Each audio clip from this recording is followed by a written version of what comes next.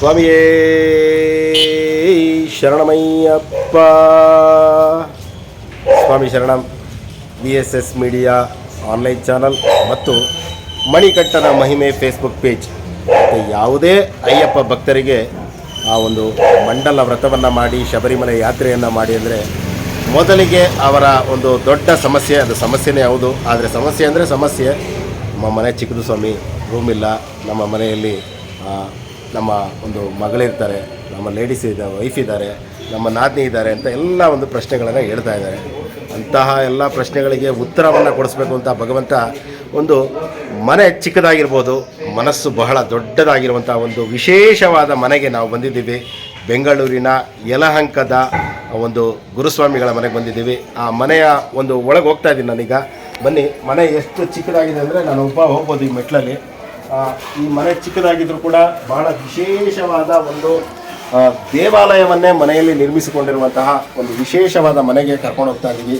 ಆ ಮನೆ ಯಾರದ್ದು, ಅಲ್ಲಿನ ಗುರುಸ್ವಾಮಿಗಳು ಯಾರು, ಆ ಮನೆಯ ಒಂದು ಸಂಸ್ಕೃತಿ, ವಾತಾವರಣ ಹೇಗಿದೆ ಎಂಬುದನ್ನು ಎಲ್ಲವನ್ನು ನಾವು ತೋರಿಸ್ತೀವಿ.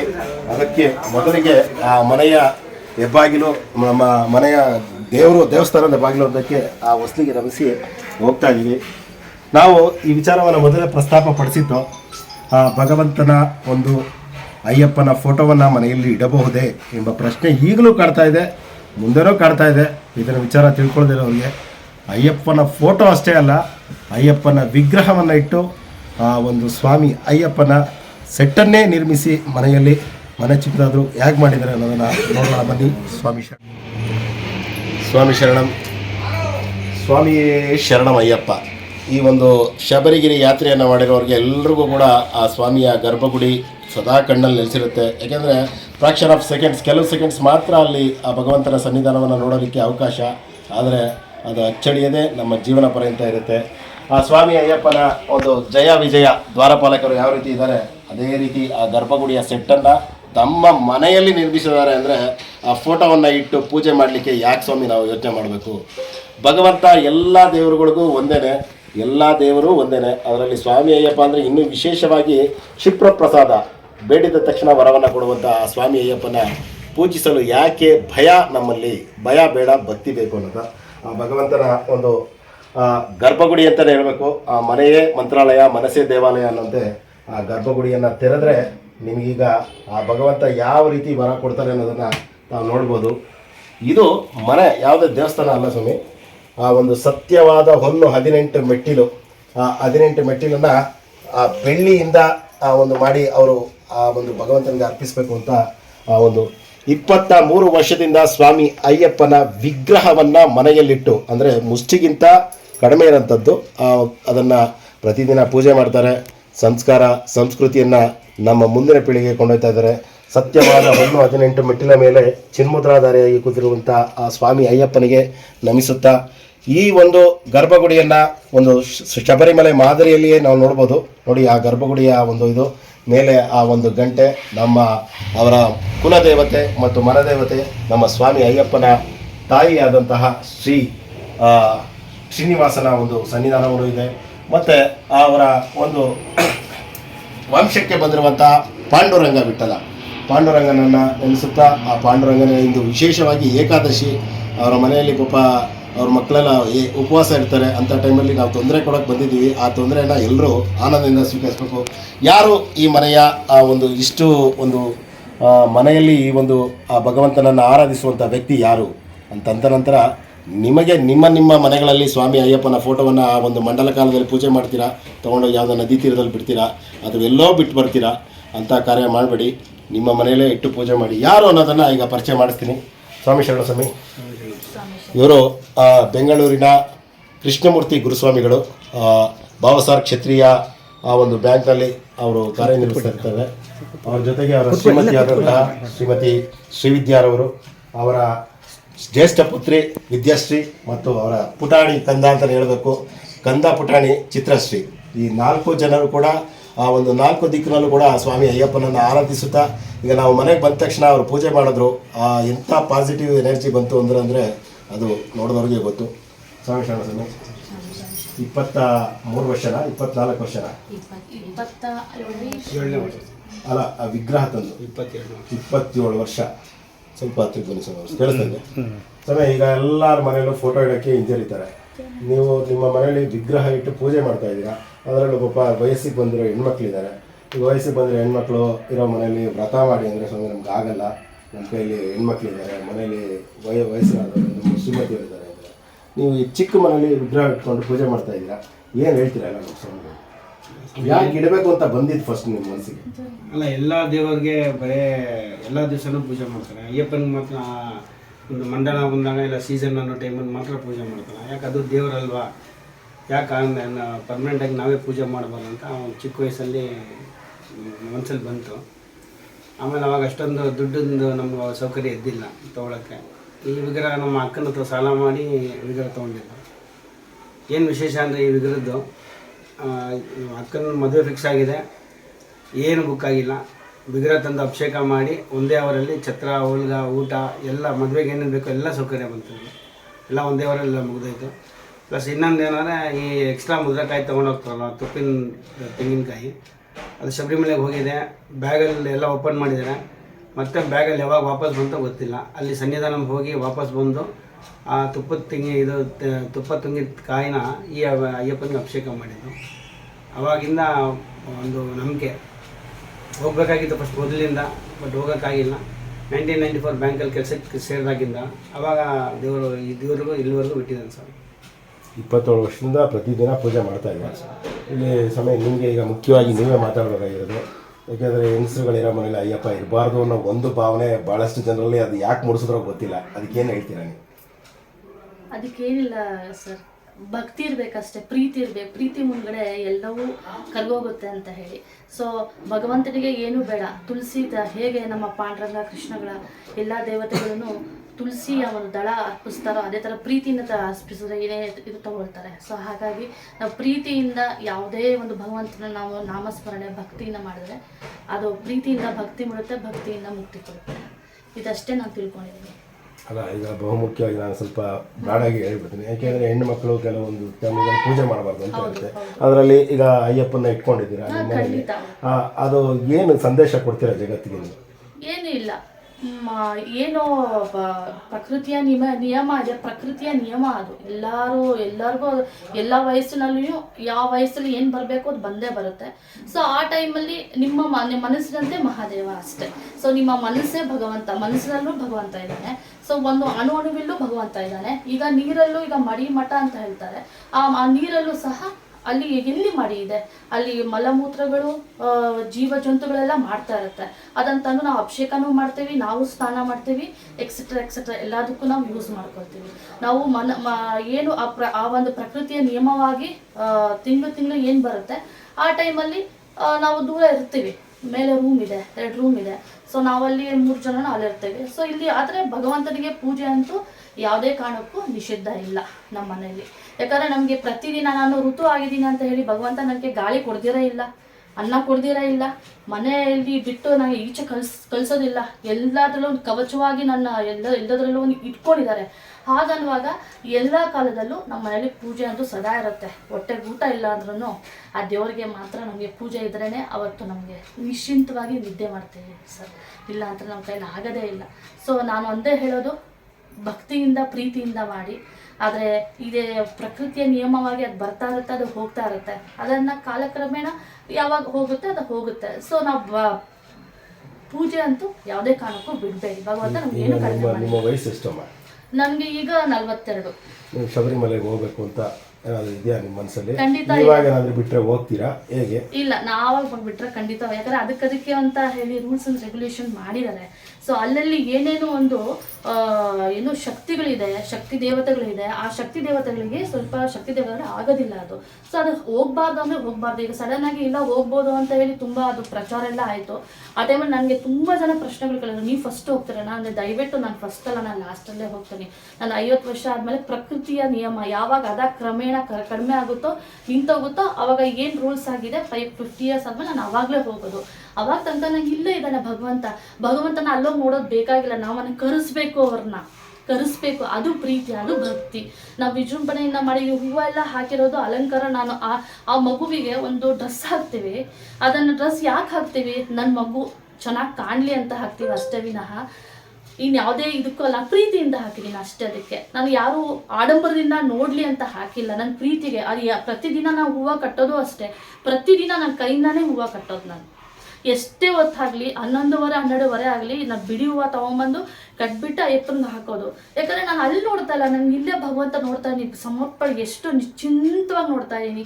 ಪ್ರತಿದಿನ ನಾಮಸ್ಮರಣೆ ಮಾಡ್ತೀನಿ. ಇಲ್ಲ ಅಂತಂದರೆ ನಂಗೆ ಆಗೋದೇ ಇಲ್ಲ. ಊಟ ಇಲ್ಲ ಅಂದರೆ ನಂಗೆ ಪೂಜೆ ಬೇಕು, ಭಕ್ತಿ ಬೇಕು, ಪ್ರೀತಿ ಬೇಕು. ಇದಕ್ಕಿಂತ ಅವರ ಪ್ರೀತಿಯ ಸ್ಪರ್ಶ ಬೇಕು ನನಗೆ. ಸ್ವಾಮಿ ಶರಣಂ. ಆಗಲೇ ನಾವು ಇವರು ಬಂದಾಗ ಮನೆಯಲ್ಲಿ ಪೂಜೆ ನಡೀತಾ ಇತ್ತು. ಪೂಜೆ ನಡೆದಾಗ ಅವರು ಮಂತ್ರಗಳನ್ನೆಲ್ಲ ಹೇಳಿ ಆ ಒಂದು ಪೂಜೆಯನ್ನು ಮಾಡಿದ್ರು. ಈಗ ಈ 4 ಜನ ಮಕ್ಕಳನ್ನ ಮಾತಾಡಿಸ್ಬೇಕು. ಅದಕ್ಕೂ ಮೊದಲು ಭೂತನಾಥ ಸದಾನಂದ ಅದನ್ನು ಆಡಿಸಿ ಅರಿಂದುವ ಮರಿಯಾಮಲೆ ಅವಾಗ ನಾವು ರೆಕಾರ್ಡ್ ಮಾಡ್ಕೊಳ್ಳಿಲ್ಲ, ಈಗ ಆಡ್ತಾರೆ. ಅದು ಯಾವ ರೀತಿ ಇರುತ್ತೆ ಪಾಸಿಟಿವ್ ಎನರ್ಜಿ ಅನ್ನೋದನ್ನು ತಿಳ್ಕೊಳ್ಳಿ. ಆನಂತರ ಆ ಪುಟ್ಟ ಮಕ್ಕಳನ್ನ ಮಾತಾಡಿಸ್ತೀನಿ. ದಯವಿಟ್ಟು ಭೂತನಾಥ ಸದಾನಂದ ಅರಿಂದುವ ಮರಿಯಾಮಲ್ ನೀವು 4 ಜನ ಆಡಿದ್ರೆ ಎಲ್ರಿಗೂ ಕೇಳಲಿ. ಯಾಕೆ ಅಂದರೆ ಅಯ್ಯಪ್ಪನನ್ನು ಪೂಜಿಸಬಾರ್ದು, ಹೆಸರು ಹೇಳಬಾರ್ದು ಅಂತ ಯಾರು ಕೂಡ ಹೇಳಿಲ್ಲ. ಅದಕ್ಕೆ ಅದು ಕೆಲವೊಂದು ನಿರ್ದಿಷ್ಟ ಒಂದು ಆಚರಣೆ ಇದೆ, ಆ ಆಚರಣೆ ಪಾಲಿಸೋಣ. ನೀವು ತಾಯಿ ಹೇಳದಂತೆ ಮನೆಯಲ್ಲೇ ಆರಾಧಿಸಿದ್ದೀರಾ, ಅದನ್ನು ಹೇಳಿ ದಯವಿಟ್ಟು. ಓಂ ಶ್ರೀ ಭೂತನಾಥ ಸದಾನಂದ ಸರ್ವಭೂತ ದಯಾಪರಾಂ ರಕ್ಷ ರಕ್ಷ ಮಹಾಭಾವೋ ಶಾಸ್ತ್ರೇ ತುಭ್ಯಂ ನಮೋ ನಮಃ. ಸ್ವಾಮಿಯೇ ಶರಣಮಯ್ಯಪ್ಪ. ಶ್ರೀ ಭೂತನಾಥ ಸದಾನಂದ ಸರ್ವಭೂತ ದಯಾಪರಾಂ ರಕ್ಷ ರಕ್ಷ ಮಹಾಭಾವೋ ಶಾಸ್ತ್ರೇ ತುಭ್ಯಂ ನಮೋ ನಮಃ. ಸ್ವಾಮಿಯೇ ಶರಣಮಯ್ಯಪ್ಪ. ಶ್ರೀ ಭೂತನಾಥ ಸದಾನಂದ ಸರ್ವಭೂತ ದಯಾಪರಾಂ ರಕ್ಷ ರಕ್ಷ ಮಹಾಭಾವೋ ಶಾಸ್ತ್ರೇ ತುಭ್ಯಂ ನಮೋ ನಮಃ. ಸ್ವಾಮಿಯೇ ಶರಣಮಯ್ಯಪ್ಪ. ಸ್ವಾಮಿಯೇ ಶರಣಮಯ್ಯಪ್ಪ. ಸ್ವಾಮಿಯೇ ಶರಣಮಯ್ಯಪ್ಪ. அறிந்தும் அறியாமலும் தெரிந்தும் தெரியாமலும் செய்த சகல குற்றங்களையும் பொறுத்து காத்து ரட்சிக்க வேணும். ஓம் ஸ்ரீ சத்தியமான பொண்ணு 18ஆம் படி மேல் வாழும் விலாரி வீரன் வீரமணிகண்டன் காசி ராமேஸ்வரம் பாணி மலையாளம் மடக்கியாளம் ஓம் ஸ்ரீ ஹரிசதான சித்தனையனையப்பா. சுவாமியே சரணமையப்பா. சுவாமியே சரணமையப்பா. சுவாமியே சரணமையப்பா. ಸ್ವಾಮಿ ಶರಣಂ. ಸ್ವಾಮಿ, ಇದು ಯಾವುದೋ ಒಂದು ನಾವು ತತ್ಕ್ಷಣ ಮಾಡಿ ಅಂದರೆ ಬರೋಂಥ ಒಂದು ಕಾರ್ಯ ಅಲ್ಲ. ಇದು ಸಂಸ್ಕೃತಿ ಸಂಸ್ಕಾರ ಬೆಳೆದುಕೊಂಡೋದ್ರಿಂದ ಇದು ಈಗ ಬರುತ್ತೆ. ಯಾಕೆ ಅಂದರೆ ಯಾವುದೋ ಒಂದು ಮೀಡಿಯಾದವ್ರು ಬಂದರು, ಚಾನಲ್ನವ್ರು ಬಂದರು, ಸ್ವಾಮಿ ಆಡಿ ಅಂದರೆ ಅದು ಯಾವುದಕ್ಕೂ ಮಾತು ಬಲ್ಲವರು ಏನು ಬೇಕಾದರೂ ಮಾತಾಡ್ಬಿಡ್ತಾರೆ. ಆದರೆ ನಮ್ಮ ಆಚಾರ ವಿಚಾರಗಳನ್ನು ಮೈಗೂಡಿಸಿಕೊಂಡು ರಕ್ತದಲ್ಲೂ ಅದು ಕಣದಲ್ಲಿ ಇದ್ದಾಗ ಮಾತ್ರ ಇದು ಸಾಧ್ಯ. ಸ್ವಾಮಿ, ನೀವಿಬ್ಬರು ಹುಟ್ಟಿದಾಗಿಂದಲೂ ಕೂಡ ನಿಮ್ಮ ಮನೇಲಿ ಅಯ್ಯಪ್ಪ ಇದ್ದಾರೆ. ಅಯ್ಯಪ್ಪ ಅಂದರೆ ನೀವು ಆ ಒಂದು ಸ್ವಾಮಿ ವಿಗ್ರಹ ಒಂದು ಪೆಂಡೆಂಟ್ ಬಂದಾಗ ನೀವು ಮುತ್ತು ಕೊಟ್ಟು ಆ ಭಗವಂತನ ಪ್ರೀತಿಯಿಂದ ನೋಡಿದೆ. ಏನು ಅನಿಸುತ್ತೆ ನಿಮಗೆ ಸ್ವಾಮಿ ಅಯ್ಯಪ್ಪ ಅಂದರೆ? ನಿಮ್ಮ ಹೆಸರು ಹೇಳಿ ಫಸ್ಟು. ನನ್ನ ಹೆಸರು ವಿಜಯಶ್ರೀ. ನನ್ನ ಹೆಸರು ಚಿತ್ರಶ್ರೀ ಅಂತ. ನಾನು BCA ಫೈನಲ್ ಇಯರ್ ಓದ್ತಿದ್ದೀನಿ. ಇವಳು 2nd PU ಓದ್ತಿದ್ದಾರೆ. ನಮಗೆ ಚಿಕ್ಕ ವಯಸ್ಸಿಂದನೂ ಅಯ್ಯಪ್ಪ ಅಂದರೆ ತುಂಬ ಇಷ್ಟ. ಚಿಕ್ಕ ವಯಸ್ಸು ಒಂದೂವರೆ ವರ್ಷದಿಂದ ಹೋಗಿದ್ದೀವಿ. 10 ವರ್ಷ ತನಕನೂ ಕರ್ಕೊಂಡು ಹೋಗಿದ್ದಾರೆ. ಅಂದರೆ ಅಲ್ಲಿ ಹೋದರೆ ಏನೋ ಒಂಥರ ಖುಷಿ, ನಮಗೆ ತುಂಬ ಖುಷಿ ಆಗುತ್ತೆ ಅಯ್ಯಪ್ಪ ನೋಡಿದ್ರೆ. ಅದು ಹಂಗೆ ನಮಗೆ ಅಯ್ಯಪ್ಪ ಅಂದ್ರೇ ಒಂಥರ ಏನೋ ಥರ ಜುಮ್ ಅನಿಸುತ್ತೆ, ಪಾಸಿಟಿವ್ ಎನರ್ಜಿ ಜಾಸ್ತಿ ಆಗುತ್ತೆ. ಅಯ್ಯಪ್ಪ ಅಂದ್ರೇ ಯಾರಿಗಾನ ಕಷ್ಟ ಹೇಳ್ಬೇಕು ಅನ್ನೋ ಮುಂಚೆ ನಮಗೇನು ಕಷ್ಟ ಇಲ್ಲದೆ ನೋಡ್ಕೊಳ್ಳೋ ಒಬ್ರು ಅಂದರೆ ಅಯ್ಯಪ್ಪ. ನಮ್ಮ ಮನೆಯಲ್ಲಿ ಅವರಿದ್ರೆ ಸಾಕು ಅಂತ ಅನಿಸುತ್ತೆ. ತಂದೆ ತಾಯಿ ಬಂಧು ಬಳಗ ಫ್ರೆಂಡು ಎಲ್ಲ ಅವರೇ ಎಲ್ಲ. ಈಗ ಈ ವಯಸ್ಸಿನಲ್ಲಿ ಯಾರು ಹೆಣ್ಮಕ್ಳು ಪೂಜೆ ಮಾಡಬಾರ್ದು ಅಂತ ಕೆಲವೊಂದು ಭಾವನೆ ಕೆಲವರಲ್ಲಿ ಅದು ಮೂಡ್ಕೊಂಡಿದೆ. ಅದನ್ನು ಹೋಗಲಾಡಿಸ್ಬೇಕು ಅಂತಲೇ ನಿಮ್ಮ ಮನೆಗೆ ಭಗವಂತ ಕರೆಸಿರೋದು. ಈ ಒಂದು ಪೂಜೆ ಪುನಸ್ಕಾರಗಳನ್ನು ನೀವು ಯಾವಾಗಿಂದ ನಿಮ್ಮ ತಾಯಿ ತಂದೆಯಿಂದ ಯಾವ ಚಿಕ್ಕ ವಯಸ್ಸಿಂದನೂ ಕಲ್ತ್ಕೊಂಡ್ರಾ? ಚಿಕ್ಕ ವಯಸ್ಸಿಂದನೂ ಪೂಜೆ ಮಾಡೋದ್ರಿ, ಭಜನೆ ಆಗಲಿ, ಹಾಡಾಡೋದಾಗಲಿ ಎಲ್ಲ ನಮ್ಮ ಮಮ್ಮಿ ಕಲಿಸ್ಕೊಟ್ರು. ಪೂಜೆ ಮಾಡೋದು ಎಲ್ಲನೂ ನಮ್ಮ ಮಮ್ಮಿನೇ ಕಲಿಸ್ಕೊಟ್ರು. ಸೊ ಹಂಗೆ ನೋಡಿ ಕಲ್ತ್ಕೊಂಡು ಮಮ್ಮಿಗೆ ಕಲಿಸಿ ಮಾಡಿ ಅಭ್ಯಾಸ ಆಗಿಬಿಟ್ಟಿದೆ. ಇಲ್ಲಿ ಮತ್ತೊಂದು ವಿಚಾರ, ನಮ್ಮ ಸ್ವಾಮಿಗಳಿಗೆ ನಾವು ಒಳ್ಳೆ ನಮ್ಮ ಎಜುಕೇಷನಲ್ಲಿ ಒಳ್ಳೆ ಇನ್ಸ್ಟಿಟ್ಯೂಟಿಗೆ ಸೇರಿಸ್ತೀವಿ. ಆ ಮಕ್ಕಳು ಒಳ್ಳೆ ಪರ್ಸೆಂಟೇಜ್ ಬರಬೇಕು, ಖಂಡಿತ ಅದು ಮುಖ್ಯ ನಮ್ಮ ಜೀವನಕ್ಕೆ. ಅದರಂತೆ ನಮ್ಮ ಸಂಸ್ಕೃತಿ ನಮ್ಮ ಆಚಾರ ವಿಚಾರಗಳನ್ನು ಕೂಡ ಮನೆಯಲ್ಲಿ ಕಲಿಸ್ಬೇಕು ಅನ್ನೋದು ಮತ್ತೊಂದು ಬಹುಮುಖ್ಯವಾದ ವಿಚಾರ ಸ್ವಾಮಿ ಅಯ್ಯಪ್ಪ ತಿಳಿಸ್ತಾ ಇದ್ದಾರೆ. ಈ ಒಂದು ಭಜನೆಗಳಲ್ಲೆಲ್ಲ ನೀವು ಮಾಡ್ತಾ ಇದ್ದೀರಾ, ಈ ಮಕ್ಕಳನ್ನ ಕರ್ಕೊಂಡು ಹೋಗ್ತಾ ಇರ್ತೀರಾ? ಹೌದು, ಹಾಂ ಕರ್ಕೊಂಡು ಹೋಗ್ತೀನಿ ಸರ್. ಎಲ್ಲ ಭಜನೆಯಲ್ಲೂ ಅಷ್ಟೇ ಬರ್ತಾರೆ, ಓದೋದ್ರಲ್ಲೂ ಅಷ್ಟೇ. ಅವ್ರು ಏನು ಓದೋದಿದೆ ಅವತ್ತು ಅವರೇ ಬರಲ್ಲ. ಇಲ್ಲ ಮಮ್ಮಿ ನನಗೆ ಟೆಸ್ಟ್ ಇದೆ, ಎಕ್ಸಾಮ್ಸ್ ಇದೆ, ಬರೋದಿಲ್ಲ ಅಂತಾರೆ. ಇಲ್ಲ ಅಂತಂದರೆ ಅವರೇ ಓಡಿ ಬರ್ತಾರೆ. ಸೊ ಎರಡೂ ಬ್ಯಾಲೆನ್ಸ್ ಮಾಡ್ತಾರೆ. ಅವ್ರಿಗೆ ಏನಂದರೆ ನಮ್ಮ ಮಕ್ಕಳಿಗೆ ಹಸಿವು ಅಂತಂದರೆ ಭಜನೆನೇ. ಅವತ್ತು ಈಗ ಎಲ್ಲರೂ ಮಾಲ್ ಹೋಗಬೇಕು, ಫಿಲಮ್ ಇದು ನೋಡಬೇಕು ಅಂತಂತಂದ್ರೂ ನಮ್ಮ ಮಕ್ಕಳಿಗೆ ಮಮ್ಮಿ ಏನು ಈ ವಾರ ಯಾವುದೂ ಭಜನೆ ಇಲ್ವಲ್ಲ, ಯಾಕೋ ತುಂಬ ಬೇಜಾರು ಅನಿಸ್ತಾ ಇದೆ, ಏನು ಹಬ್ಬಗಳು ಇನ್ನೂ ಬಂದಿಲ್ವಲ್ಲ. ಹಬ್ಬ ಅಂದರೆ ನಮ್ಮನೆ ಸಂಭ್ರಮ. ಹಬ್ಬ ಅಂದರೆ ಭಾರಿ ಖುಷಿ ಅವ್ರಿಗೆ. ಎಷ್ಟು ಖುಷಿಯಿಂದ ಮಾಡ್ತಾರೆ. ನನಗೂ ಅದರಲ್ಲಿ ನಾನು ಇನ್ನೂ ಏನೇ ನನ್ನ ಮೈ ನೋವು ಏನೇ ಇರಲು ಸಹ ಅದೆಲ್ಲ ಮರ್ತೋಗ್ಬಿಡುತ್ತೆ ಸರ್. ಮತ್ತು ಇನ್ನೊಂದು ನಾನು ತುಂಬ ಬಹುಮುಖ್ಯವಾಗಿ ನನ್ನ ಜೀವನದ ಅನುಭವಗಳನ್ನು ಹೇಳ್ತೇನೆ.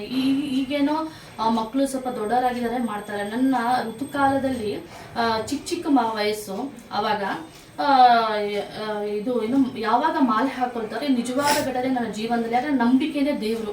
ದೇವ್ರು ಎಲ್ಲಿದ್ದಾರೆ ಅಂತ ನಂಬಿಕೆಯಲ್ಲೇ ದೇವ್ರು ಇದ್ದಾರೆ. ನಂಬಿಕೆಯಲ್ಲಿ ಶಕ್ತಿ ಇದೆ, ಅದರಲ್ಲಿ ಅಷ್ಟು ಶಕ್ತಿ ಇದೆ. ಇಲ್ಲಪ್ಪ ನೀನು ಬಿಟ್ಟರೆ ನನಗೆ ಯಾರು ಇಲ್ಲ ಅಂತ ಹೇಳಿ ಯಾವಾಗ ನಂಬ್ಕೊಂಡು ನಾವು ಇರ್ತೀವೋ ಅದು ನಮ್ಮನ್ನು ಕೈ ಬಿಡೋದಿಲ್ಲ. ಈಗ ಎಲ್ಲ ಋತುಕಾಲ ತಿಂಗಳಿಗೆ ಒಂದ್ಸಲ ಆಗುತ್ತೆ, ಇಲ್ಲಾಂದರೆ ಸ್ವಲ್ಪ ಜನಕ್ಕೆ 45 ದಿವಸಕ್ಕಾಗುತ್ತೆ, 50 ದಿವಸಕ್ಕೂ ಆಗುತ್ತೆ. ಬಟ್ ನೀವು ನಂಬ್ತೀರ ಇಲ್ವೋ, ಯಾವಾಗ ಇವರು ಹಾಕ್ಕೊಳ್ತೇನೆ ಅನ್ನುವಾಗ ನಂದು ಋತುಕಾಲ ಮುಗ್ದಿದ ತಕ್ಷಣ ನಾನು ಹೇಳ್ತಾ ಇದ್ದೆ, ನಂದು ಆಗಿದ ತಕ್ಷಣ ಹಾಕ್ಕೊಳ್ಳಿ. ಇವಾಗ ಚಿಕ್ಕ ಮಕ್ಕಳು ನಾನು ಬಿಟ್ಟೋಗೋಕ್ಕಾಗೋದಿಲ್ಲ. ಈಗೇನೋ ದೇವ್ರ ದಯೆಯಿಂದ, ಅಯ್ಯಪ್ಪನ ದಯೆಯಿಂದ ನಾವು ಇವತ್ತು ಮನೆ ಕಟ್ಟಿದ್ದೀವಿ. ಫಸ್ಟು ನಮ್ಗೆ ತುಂಬಾ ಚಿಕ್ಕದ ಮನೆ ಇತ್ತು, ಅಲ್ಲಿ ಒಂದು ರೂಮು ಇರಲಿಲ್ಲ. ಸೊ ಹಾಗೆ ನಂಗೆ ಭಾರಿ ನೋವಾಗ್ತಾ ಇತ್ತು. ಹಿಂಗೆ ಇಟ್ಕೊಂಡು ಹೆಂಗಪ್ಪ, ನಮಗೂ ಒಂಥರ ಮುಜುಗರ ಅನಿಸುತ್ತೆ. ದೇವರು ಕೋಣೆ ಈ ಥರನೇ ಕೋಣೆ ಮಾಡಿದ್ವಿ ನಾವು.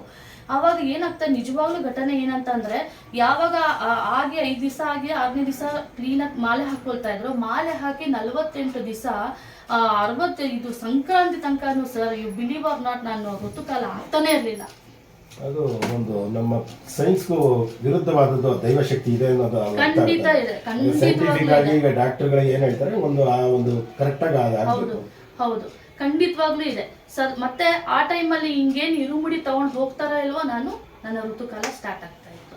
ಸೊ ಅದು ಎಷ್ಟು ಮಿರಾಕಲ್ ಆಗ್ತಾ ಇತ್ತು ಅಂದರೆ ನೋಡಿ, ಆ ಟೈಮಲ್ಲಿ ನನ್ನ ನೋಡ್ಕೊಳೋರು ಯಾರಿಲ್ಲ, ನಮ್ಮ ತಾಯಿ ಇದ್ರು.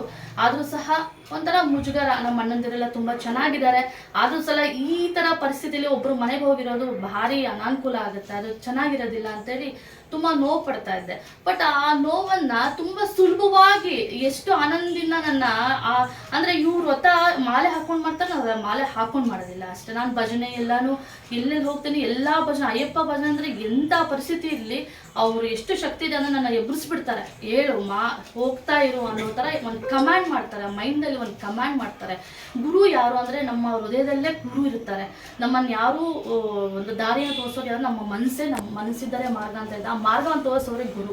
ಆ ಗುರು ಯಾರಂದ್ರೆ ನಮ್ಮಲ್ಲಿ ಅಯ್ಯಪ್ಪನೇ. ಅವ್ರ ಮೇಲೆ ಭಾರ ಹಾಕಿ ಹಿಂಗೆ ಇದೆಯಪ್ಪ ನಾಳೆ ಏನು ಮಾಡಲಿ ಗೊತ್ತಾಗ್ತಾ ಇಲ್ಲ ಅಂತಂದರೆ ಅವರೇ ಎಲ್ಲ ಮಾರ್ಗದರ್ಶನ ನೀಡಿ ಎಲ್ಲೆಲ್ಲಿ ಏನೇನು ಮಾಡಬೇಕು, ಏನೇನು ಕೊಡಬೇಕು, ಯಾವ ಟೈಮಲ್ಲಿ ಹೆಂಗೆ ಆಗಬೇಕು, ಅಲ್ಲಿ ಏನೋ ಒಂದು ಹೋಗುವಾಗ ಸಕ್ಸಸ್ ಆಗಿಲ್ಲ ಅಂದರೆ ಬೇಜಾರು ಮಾಡ್ಕೊಳೋದೇ ಬೇಡ. ಅಲ್ಲಿ ಬೇಜಾರು ಯಾಕಾಗುತ್ತೆ ಅಂದರೆ ಅಲ್ಲಿ ಮುಂದ್ಗಡೆದು ಪರಿಸ್ಥಿತಿ ಚೆನ್ನಾಗಿರೋದಿಲ್ಲ, ಅದಕ್ಕೆ ಇಲ್ಲಿ ಕಟ್ ಮಾಡಿಬಿಡ್ತಾರೆ. ಅಂದರೆ ಎಲ್ಲದರಲ್ಲೂ ಅವರ ಶಕ್ತಿ ಇದೆ.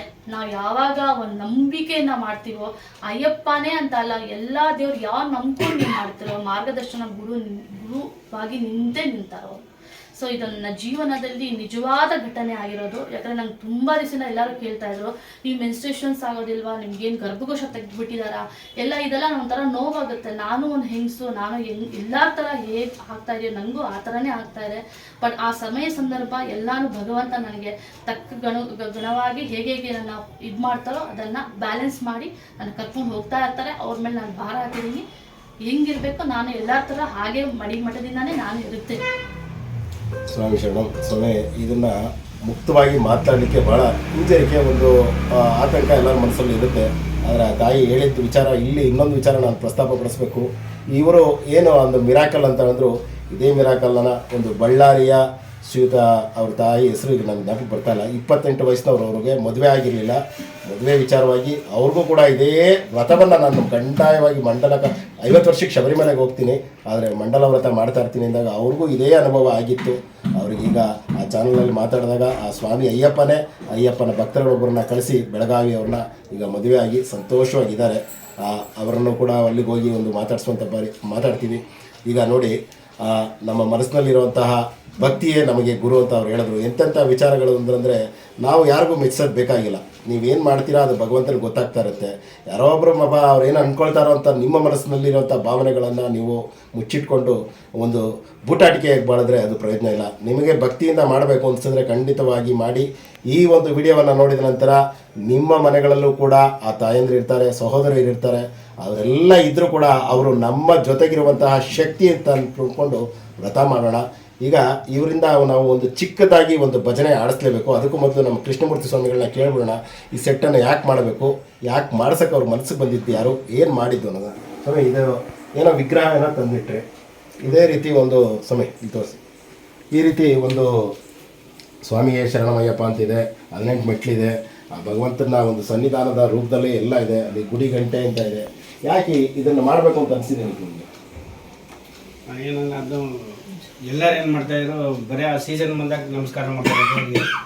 ಯಾಕೆ ದೇವ್ರಿಗೆ ನಾವು ವರ್ಷ ಪೂರ್ತಿ ಪೂಜೆ ಮಾಡಬಾರ್ದು, ಮತ್ತು ಮಾಡಿದ್ರೆ ಹಿಂಗೆ ಮಾಡಬೇಕು ಅಂತ ಒಂದು ಡಿಸೈಡ್ ಮಾಡಿ, ಹಾಗೆ ಅದೇ ಥರನೇ ಸನ್ನಿಧಾನ ಮೇಲೆ ಹೆಂಗಿದೆ ಅದೇ ಮಾಡಿಸಿ. ಇದು ಸ್ಟಿಕ್ಕರಿಂಗ್ ನಮ್ಮ ರಾಮಸ್ವಾಮಿ ಅಂತ ಇದ್ದಾರೆ, ಅವ್ರ ಕೈ ಸ್ಟಿಕ್ಕರಿಂಗ್ ಮಾಡಿಸಿದ್ದೀವಿ. ಇದು ಮೊದಲು ಎಲ್ಲರೂ ಹೇಳಿದ್ರೆ ವುಡ್ಡಲ್ಲಿ ಮಾಡಿಸಿದ್ದೀರ ಅಂತ, ಇದು ವುಡ್ಡಲ್ಲ, ಬರೀ ಕಂಬಿ ಕಟ್ಟಿನ ಮಾಡಿಸಿರೋದು. ಅದು ಹಳೆ ಮನೆ ಇದ್ದಾಗಲೂ ಇದೇ ಥರ ದೇವಸ್ಥಾನ, ಇದು ದೇವ್ರ ಥರ ಮಾಡ್ತಿದ್ವಿ. ಬಟ್ ಇದೇ ಥರ ಬೇಕಂತ ಇವಾಗಲೂ ಅದೇನೋ ಹಂಗೆ ಇರಬೇಕು, ದಿವಸ ಹೋಗಿ ಬರ್ತೀವಿ ಅನ್ನೋ ಒಂದು ಇದಾಗಬೇಕು, ಮನಸ್ಸಿಗೆ ಒಂದು ತೃಪ್ತಿ ಕೊಡಬೇಕಂತ ಈ ಥರ ಕಟ್ಸಿದ್ವಿ. ಎಷ್ಟು ವರ್ಷ ಆಯ್ತು ಸ್ವಾಮಿ ಸೆಟ್ ಮಾಡಿಸಿ? ಈ ಮನೆ ಕಟ್ಟಿಬಿಟ್ಟು ಒಂದು 13 ಕಟ್ಟಿತ್ತು. 2013 ಅಂದರೆ ಒಂದು 11 ವರ್ಷ 12 ವರ್ಷ ಆಗಿದೆ. 11-12 ವರ್ಷದಿಂದ ಈ ರೀತಿ ಕಟ್ಟಿದ್ದೀರಾ. ಮತ್ತು ಇನ್ನೂ ಒಂದು ವಿಚಾರ, ನಿಮ್ಮ ಏನು ಶಬರಿಮಲೆಯಲ್ಲಿ ಹೇಗೆ ನಡೀತಾ ಹಾಗೆ ಅಂದಾಗೆ ರಾತ್ರಿ ಹರಿವರಾಸನ ಪ್ಲೇ ಮಾಡಿ ಆ ಭಗವಂತನ ಸನ್ನಿಧಾನವನ್ನು ಮುಚ್ಚೋ ರೀತಿಯೇ ನಿಮ್ಮ ಒಂದು ಪೂಜೆ ಮಾಡಿ ಗರ್ಭಗುಡಿಗೆ ಮುಚ್ತೀರಾ.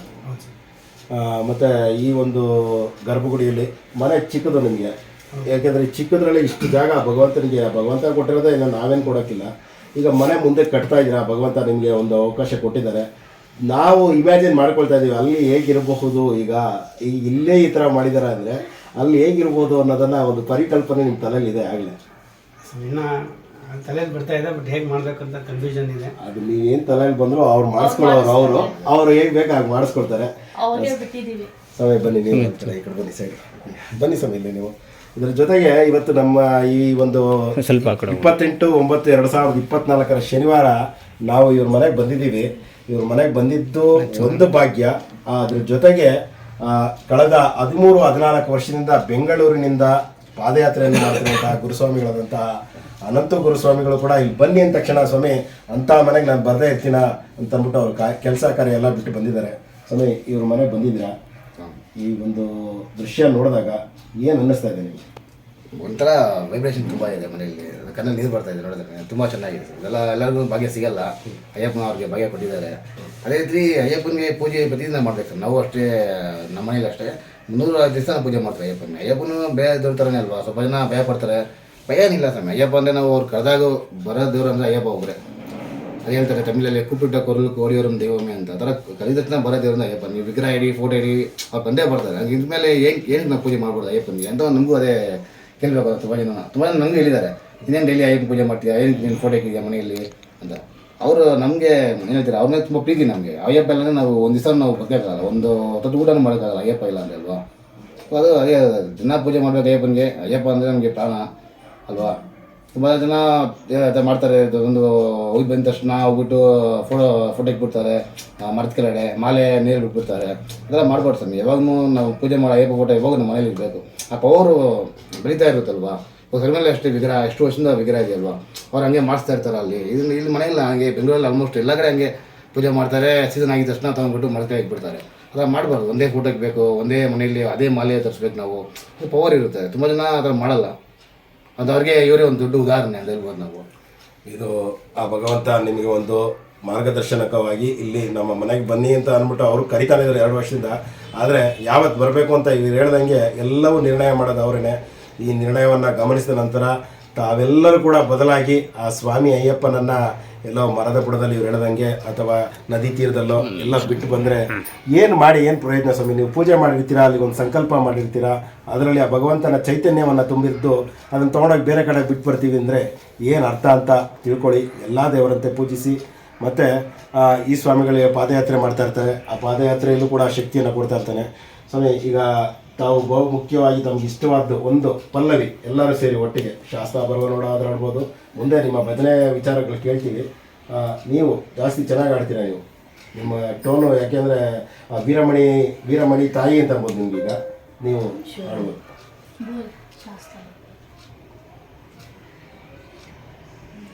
ಶಾಸ್ತ್ರ ಬರುವ ನೋಡ ಶಬರಿಗಿರಿ ಶಾಸ್ತ್ರ ಬರುವ ನೋಡ, ಶಾಸ್ತ್ರ ಬರುವ ನೋಡ ಶಬರಿಗಿರಿ ಶಾಸ್ತ್ರ ಬರುವ ನೋಡ, ಶಾಸ್ತ್ರ ಬರುವ ನೋಡು ಹುಲಿಯ ಮೇಲೆ ಕುಳಿತುಕೊಂಡು ಹಣೆಯ ಮೇಲೆ ಗಂಧವಿಟ್ಟು ಕಂಠದಲ್ಲಿ ಮಣಿಯ ತೊಟ್ಟು, ಶಾಸ್ತ್ರ ಬರುವ ನೋಡ ಶಬರಿಗಿರಿ ಶಾಸ್ತ್ರ ಬರುವ ನೋಡ, ಶಾಸ್ತ್ರ ಬರುವ ನೋಡ ಶಬರಿಗಿರಿ ಶಾಸ್ತ್ರ ಬರುವ ನೋಡ.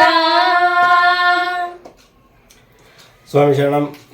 ಸ್ವಾಮಿ ಅಯ್ಯಪ್ಪನ ಹೆಸರನ್ನು ಹೇಳಬಾರ್ದು, ಅವರನ್ನು ಪೂಜೆ ಮಾಡಬಾರ್ದು ಅಂದರೆ ಆ ಒಂದು ಆನಂದ ನಿಮಗೆ ದೊರಕಬಾರ್ದು ಅಂತ ಎಲ್ಲೋ ಒಂದು ತಡೆ ಇದೆ. ಆ ಆನಂದವನ್ನು ಇವರು ಅನುಭವಿಸ್ತಾ ಇದ್ದಾರೆ. ಆ ಆನಂದ ನೀವು ಅನುಭವಿಸಿ ಅಂತ ಒಂದು ಸಂದೇಶವನ್ನು ನೀಡ್ತಾ ಇದ್ದಾರೆ. ಇಷ್ಟಾದ್ಮೇಲೂ ಕೂಡ ನಾವು ಅದನ್ನು ಅನುಭವಿಸಲ್ಲ, ಸ್ವೀಕರಿಸಲ್ಲ ಅಂದರೆ ಅದು ಇನ್ನೂ ನಿಮಗೆ ಲಭ್ಯ ಆಗಿಲ್ಲ ಅಂತಲೇ ತಿಳ್ಕೋಬೇಕು. ಆ ಲಭ್ಯ ಎಲ್ರಿಗೂ ಆಗಲಿ, ಜಗತ್ತೇ ಸುಭಿಕ್ಷವಾಗಲಿ. ಇಂಥ ಒಂದು ಮನೆಗೆ ಕರೆದುಕೊಂಡು ಬಂದಂತಹ ನಮ್ಮ ಗುರುಸ್ವಾಮಿಗಳಾದ ಗಣೇಶ್ ಕಾಳಿದಾಸ್ ಸ್ವಾಮಿಗಳು ಕೂಡ ಧನ್ಯವಾದಗಳು. ಈ ದಿನ ಬಂದು ನಾವು ಏಕಾದಶಿ, ಅವ್ರ ತಾಯಿ ಪಾಪ ಉಪವಾಸ ಆದರೂ ಕೂಡ ಆ ಸ್ಟಾಮಿನಾ ಹೇಗಿದೆ ಅಂದರೆ ಆ ಭಗವಂತನನ್ನು ಆರಾಧಿಸುವಂಥ ಶಕ್ತಿ ಮತ್ತು ಭಕ್ತಿ ನಮ್ಮ ಯುವ ಪೀಳಿಗೆ ದಾರಿ ತಪ್ಪಿ ಹೋಗ್ತಾ ಇದೆ ಅಂತ ನಾವು ಅಂದ್ಕೊಳ್ಳೇಬೇಕು. ಯಾಕೆಂದರೆ ಈ ಒಂದು ಮಾಡ್ರನ್ ಯುಗದಲ್ಲಿ ನಮ್ಮ ಆಚಾರ, ನಮ್ಮ ಸಂಪ್ರದಾಯವನ್ನು ಮರೆತು ಒಂದು ಮಾಡ್ರನ್ ಸಂಸ್ಕೃತಿಗೆ ಹೋಗಿ ನೀವು ಎಂಜಾಯ್ ಮಾಡಿ ಲೈಫಲ್ಲಿ, ಬೇಡ ಅಂತ ಹೇಳಲಿಲ್ಲ, ಎಲ್ಲವೂ ಬೇಕು. ಆದರೆ ನಮ್ಮ ಆಚಾರ ವಿಚಾರವನ್ನು ಬಿಡಬೇಡಿ ಅನ್ನೋದಕ್ಕೆ ಈ ಒಂದು ನಮ್ಮ ಗುರುಸ್ವಾಮಿಗಳಾದಂತಹ ಶ್ರೀಯುತ ಕೃಷ್ಣಮೂರ್ತಿ ಗುರುಸ್ವಾಮಿಗಳು ಮತ್ತು ಅವರ ಶ್ರೀಮತಿಯಾದ ಶ್ರೀವಿದ್ಯಾ ಸ್ವಾಮಿಗಳಿಗೆ ಮತ್ತು ಈ ಎರಡು ಅವರ ಶಕ್ತಿಗಳು ಸೂರ್ಯ ಚಂದ್ರ ಏನಿರ್ತಾರೆ, ಹಾಗೆ ವಿಜಯಶ್ರೀ ಮತ್ತು ಚಿತ್ರಶ್ರೀ ಅವರಿಗೆ ಆ ಭಗವಂತ ಇನ್ನೂ ಹೆಚ್ಚಿನ ಶಕ್ತಿಯನ್ನು ಕೊಟ್ಟು 100 ಆಯಸ್ಸನ್ನು ಕರುಣಿಸಿ ಮುಂದಿನ ನಿಮ್ಮ ಮನೆಗಳಲ್ಲೂ ಕೂಡ ಇಂತಹ ಒಂದು ವಿಶೇಷವಾದ ಒಂದು ಸಂದರ್ಭಗಳಿದ್ದರೆ ದಯವಿಟ್ಟು ನಮ್ಮ ನಂಬರ್ಗೆ ಒಂದು ವಾಟ್ಸಪ್ ಮೂಲಕ ತಾವು ವಿಡಿಯೋ ಕಳಿಸಿ. ಸಾಧ್ಯ ಆದರೆ ನಾವು ಬರ್ತೀವಿ, ಆ ಭಗವಂತನ ಸೇವೆಯನ್ನು ಮಾಡೋಣ. ಇವರ ಪಾದಾರವಿಂದಗಳಿಗೆ ಸ್ವಾಮಿ ಶರಣಂ. ಸ್ವಾಮಿ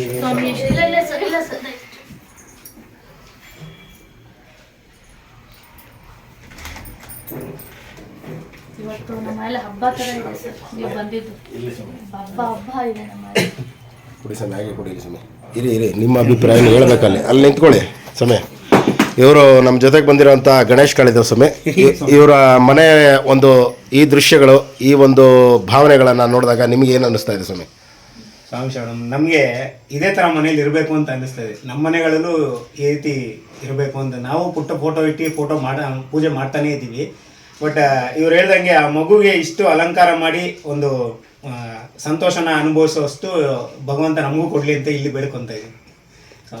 ಸ್ವಾಮಿ ಶರಣಂ. ಎಲ್ಲರಿಗೂ ಒಂದೊಂದು ಶಕ್ತಿಯನ್ನು ಕೊಟ್ಟಿರ್ತಾರೆ, ಎಲ್ಲರಲ್ಲೂ ಒಂದೊಂದು ವಿಶೇಷವಾದ ಶಕ್ತಿ ಇರುತ್ತೆ. ಅದನ್ನು ಬೆಳಕಿಗೆ ತರುವಂಥ ಮಾರ್ಗವನ್ನು ಕೂಡ ಭಗವಂತ ತೆಗಿತಾನೆ. ಆಗ ತೆಗೆದಾಗ ನಾವು ಒಳಗೋಗಬೇಕು ಅಂತ ಮಾರ್ಗ ತೆಗೆದಾಗ ಈ ಕುಟುಂಬ ಒಳಗೋಗಿದೆ. ಈ ಕುಟುಂಬಕ್ಕೆ ಭಗವಂತ 100 ಆಯಸ್ಸು, ಕೀರ್ತಿ, ಯಶಸ್ಸನ್ನು ಕೊಡಲಿ ಅಂತ ನಾವು ಭಗವಂತನಲ್ಲಿ ಪ್ರಾರ್ಥನೆ ಮಾಡುತ್ತಾ, ಭಗವಂತನ ವಿಶೇಷವಾದ ಆ ಶಬರಿಗಿರಿ ಒಂದು ಗರ್ಭಗುಡಿಯ ಸೆಟ್ಟನ್ನು ನಿಮಗೆ ತೋರಿಸುತ್ತಾ, ನನಗಿಂತ ಕಿರಿಯವನು ಯಾರಿಲ್ಲ, TS Kannan, Ramanagara, VSS media YouTube ಚಾನಲ್ಗಾಗಿ ಹಾಗೂ ಮಣಿಕಂಠನ ಮಹಿಮೆ ಫೇಸ್ಬುಕ್ ಪೇಜ್ಗಾಗಿ ಈ ಕುಟುಂಬದಂತೆ ಎಲ್ಲರ ಮನೆಯಲ್ಲೂ ಕೂಡ ಸುಖ, ಶಾಂತಿ, ನೆಮ್ಮದಿ, ಆರೋಗ್ಯ ಸದಾ ಇರಲಿ ಅಂತ ಪ್ರಾರ್ಥನೆ ಮಾಡ್ತೀವಿ. ಸ್ವಾಮಿ ಶರಣಂ.